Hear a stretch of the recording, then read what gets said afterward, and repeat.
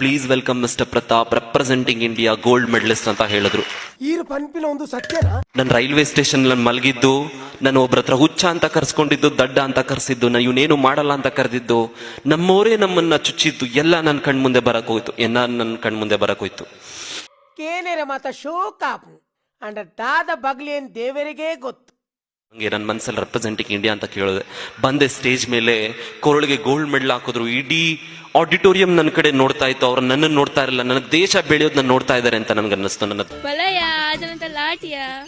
ನನಗೆ ಅವತ್ತೇ ಅನ್ನಿಸ್ತು ನಾನೇನೋ ಮಾಡಿದ್ದೀನಿ ಅಂತ. ಮನೆಗೆ ಕರ್ಕೊಂಡೋದ್ರು, ಒಳ್ಳೆ ಆತಿಥ್ಯ ಕೊಟ್ರು. ಅಲ್ಲಿ ಬಂದಂತ ಇಂಡಿಯನ್ಸ್ ಬಹಳ ಸಂತೋಷ ಪಟ್ರು, ತಪ್ಕೊಂಡ್ರು, ಒಂದಷ್ಟು ಹಣ ಕೊಟ್ರು, ಏನಾದ್ರು ಮಾಡಪ್ಪ ಅಂತ. ನನ್ನ ದೇಶಕ್ಕೆ ಬಂದೆ, ಮತ್ತೆ 7 ದೇಶದಿಂದ ಕಂಟಿನ್ಯೂಸ್ ಆಗಿ ಕರೆದ್ರು. ದೊಡ್ಡ ಯೂನಿವರ್ಸಿಟೀಸ್ ಅಲ್ಲಿ ಕ್ಲಾಸಸ್ ಮಾಡಕ್ ಕರೆದ್ರು. ಹೋಗೆಲ್ಲ ಎಲ್ಲಾ ಕಡೆ ಪಾಠ ಮಾಡಿದೆ. ಮತ್ತೆ ಜರ್ಮನಿಲಿ ಮತ್ತೆ ಇನ್ನೊಂದು Albert Einstein med for innovation ಅಂತ ಇದೆ. 4 ದೇಶದಿಂದ ಯುವ ವಿಜ್ಞಾನಿ ಅಂತ ಪ್ರಶಸ್ತಿ ತಗೊಂಡೆ.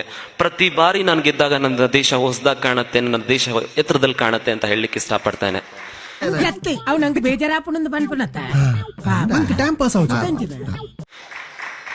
ಕೊನೆಗೆ ನನಗೆ ಫ್ರಾನ್ಸ್ ಸರ್ಕಾರದಿಂದ ಒಂದು ಆಫರ್ ಕೊಟ್ರು. ಇನ್ವೆಸ್ಟ್ಮೆಂಟ್ 30 ಲಕ್ಷ, ಮಾರ್ಕೆಟ್ ವ್ಯಾಲ್ಯೂ 1.5 ಕೋಟಿ. ಆ ದೇಶದ ಟೆಕ್ನಾಲಜಿ ನನ್ನ ದೇಶಕ್ಕೆ ಅಂತ, ಆ ಟೆಕ್ನಾಲಜಿ ನನ್ನ ದೇಶಕ್ಕೆ ತಂದು ಅಲ್ಲಿನ ಕಲ್ತು ಇಲ್ಲಿ ಟೆಕ್ನಾಲಜಿ ಸೇರಿಸಿ ಏನಾದ್ರು ಮಾಡ್ಬೇಕು ಅಂತ ಹೊರಟಿದ್ದೆ. ತಾಯಿ ಬೈದ್ರೆ ಮನೆಯಿಂದ ಬಿಟ್ಟೋಗಿ ವಾಪಸ್ ಬರ್ತೀರಾ, ಅದೇ ದೇಶ ಏನಾದ್ರು ಒಂಚೂರು ತೊಂದರೆ ಕೊಟ್ರೆ ಏನು ಬಿಟ್ಟು ಹೋಗ್ತೀರಾ, ನನ್ಗೆ ಇವತ್ತು ಅರ್ಥ ಆಗಿಲ್ಲ. ನಿಮ್ಮ ಕೆಲಸ ನೀವು ಪ್ರಾಮಾಣಿಕವಾಗಿ ಮಾಡಿ ಟ್ಯಾಕ್ಸ್ ಸರಿಯಾಗಿ ಕಟ್ತಾರಲ್ಲ, ಅವ್ರು ನಿಜವಾದ ದೇಶ ಪ್ರೇಮಿ ಅಂತ ಹೇಳಲಿಕ್ಕೆ ಇಷ್ಟಪಡ್ತೇನೆ. ದೊಡ್ಡ ಸ್ಟ್ಯಾನ್ಫರ್ಡ್ ಯೂನಿವರ್ಸಿಟಿ, ಆಕ್ಸ್ಫರ್ಡ್, ಹಾರ್ವರ್ಡ್, ಇದೇ ನಮ್ಮ ಇಂಡಿಯಾದಲ್ಲಿ ಇಂಡಿಯನ್ ಇನ್ಸ್ಟಿಟ್ಯೂಟ್ ಆಫ್ ಟೆಕ್ನಾಲಜಿ, ಮತ್ತೆ ಕೇಂಬ್ರಿಡ್ಜ್, ಆಕ್ಸ್ಬ್ರಿಡ್ಜ್ ಅಂತ ಏನು ಕರಿತೀವಿ, ಕಂಬೈನ್ಡ್ ಕೇಂಬ್ರಿಡ್ಜ್ ಮತ್ತೆ ಆಕ್ಸ್ಫರ್ಡ್ ಯೂನಿವರ್ಸಿಟಿ, ಆ ಥರ ಯೂನಿವರ್ಸಿಟೀಸ್ ಅಲ್ಲಿ ಪಾಠ ಮಾಡಿ ಬಂದಿದ್ದೇನೆ. ಕನ್ನಡ ಮಾತಾಡಿ ಮಾರ್ರೆ. ಎಲ್ಲೇ ಮಾಡಿದ್ರು ನನ್ನ ದೇಶದಲ್ಲಿ ನನಗೆ ಸಿಗೋ ಮರ್ಯಾದಿನ ನಾನು ನೆನೆಸ್ಕೊಂಡಾಗ ಅದಕ್ಕೆ ಹೋಲಿಕೆ ಮಾಡ್ಲಿಕ್ಕೆ ಸಾಧ್ಯ ಇಲ್ಲ.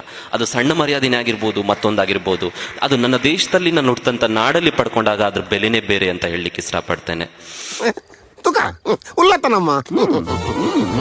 ನಾ ಹುಟ್ಟಿರೋದೇ ಸಾಧನೆ ಮಾಡಕ್ಕೆ ಅಂತ ಹೇಳಲಿಕ್ಕೆ ಇಷ್ಟಪಡ್ತೇನೆ. ಜೀವನ ಪೂರ್ತಿ ನಾವು ಸಾಧನೆ ಮಾಡ್ಕೊಂಡು ಸಾಯ್ಬೇಕು. ನನಗೆ ನನ್ನ ತಾತ ಹೇಳಿದ್ರು ಅವ್ರು ಏನೋ ಮಾಡದೇ ಇರ್ಬೋದು ಜೀವನದಲ್ಲಿ, ಬಟ್ ಒಳ್ಳೆ ಮೌಲ್ಯಗಳನ್ನ ತಿಳಿಸ್ತಿದ್ದಾರೆ ಅಂತ ಹೇಳಲಿಕ್ಕೆ ಇಷ್ಟಪಡ್ತೇನೆ.